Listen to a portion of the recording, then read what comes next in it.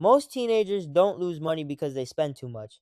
They lose it because they simply don't understand how their first bank account actually works.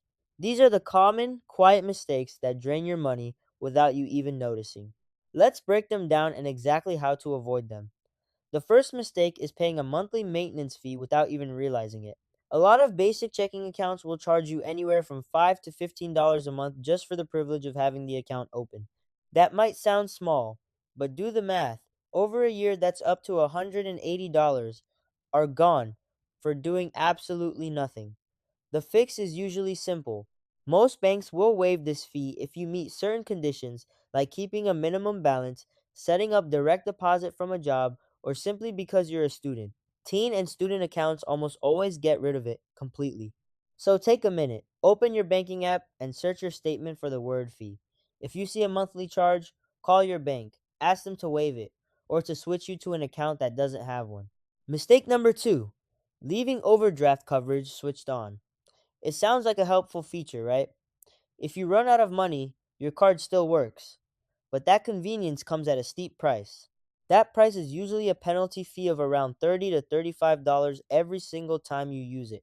Imagine buying a $4 coffee when your account is empty. Thanks to that overdraft fee, that coffee just cost you $39. The smarter move, especially with the first account, is to turn overdraft coverage off. Just let the card decline if there isn't enough money. A declined card is embarrassing for 5 seconds. An overdraft fee is a financial headache that follows you for much longer. The third mistake is a classic, pulling cash from any random ATM you happen to walk past. Those out of network ATMs, the ones in convenience stores or gas stations, are notorious for fees. They often hit you twice. First, there's a fee from the machine itself, then your own bank often charges you a second fee for using an outside machine. You can end up paying $5 or $6 just to get $20 of your own money. The solution is already on your phone. Before you withdraw cash, open your bank's app. Use their ATM locator to find a fee free machine nearby. It's a tiny bit of effort that saves you real money every single time. And that brings us to mistake number four, swiping your card without ever checking your actual balance. This is the habit that leads directly to overdrafts and declined payments.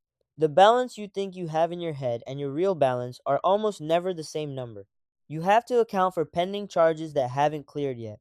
You might think you have $50, but a $25 purchase from yesterday is still processing, so you really only have 25. Make it a habit. Check your balance before any purchase over $20 and get in the rhythm of opening your banking app at least once a week just to see what's really going on in there. These four mistakes all boil down to one thing, hidden costs. They prey on the idea that you're not paying close attention, but your first bank account isn't just a place to park your birthday money. It's your first real tool for managing your financial life.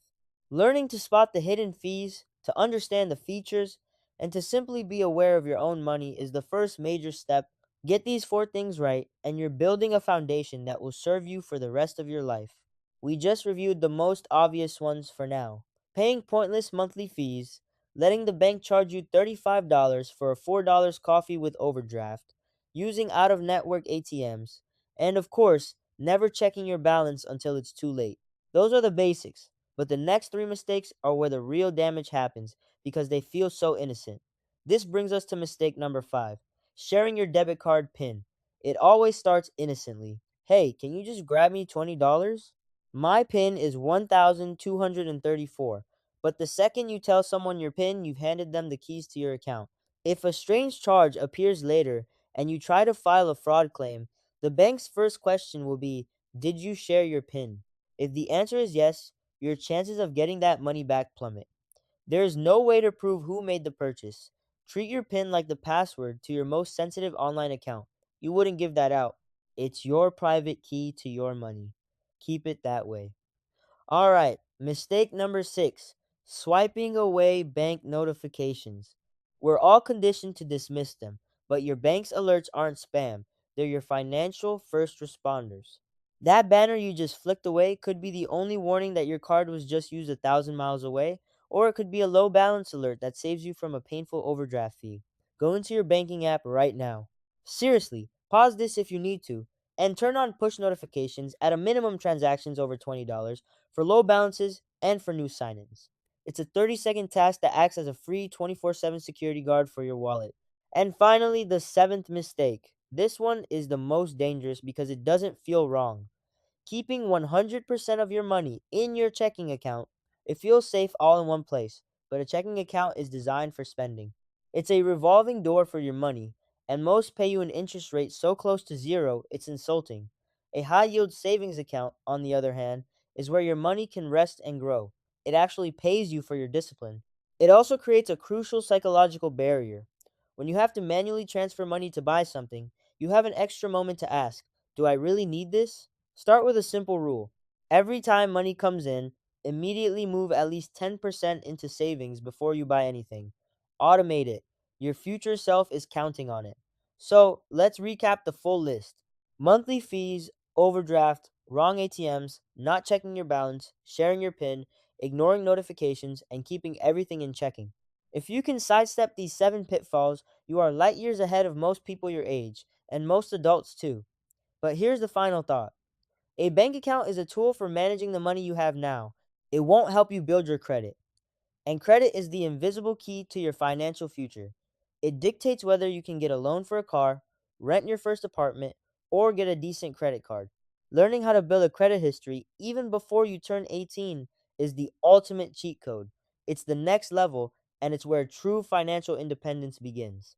If you found this video helpful, give it a thumbs up so YouTube can share it with more teens. Leave a comment below telling me which bank you use, and share this video with your friends so you can all avoid these common banking mistakes and make smarter money decisions together. And if you want to learn the money skills schools don't teach, like building credit before 18, using credit cards responsibly, and starting to invest with very little money, hit subscribe. For watching, and I'll see you in the next video.